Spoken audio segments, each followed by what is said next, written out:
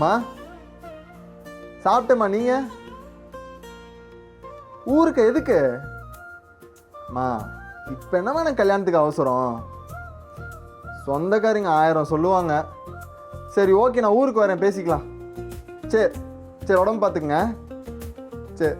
ஆமாம் ஆமாம், சரி அந்த பொண்ணு போட்டு அமுச்சு விடுங்க. சரிம்மா.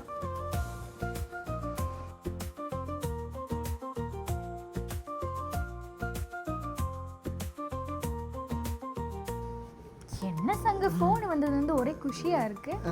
அதெல்லாம் ஒன்றும் இல்லை போஸ், அம்மா தான் பொண்ணு பார்த்துருக்காங்களாம், ஊருக்கு வர சொல்கிறாங்க. ஏப்பா சங்க, உனக்கு என்ன கல்யாணமா? ஆமாப்பா, பார்த்துட்டு இருக்காங்க.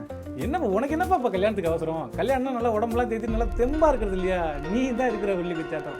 என்னமோ போ.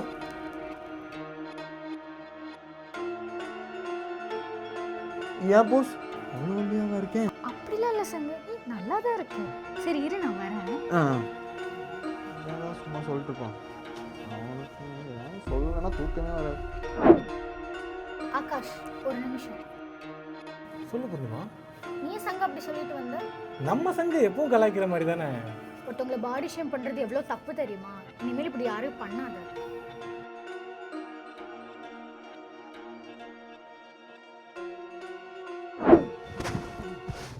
ஏப்பா சங்கு, சாரிப்பா, தெரியாமல் சொல்லிட்டேன், எதுவும் கோச்சிக்காத.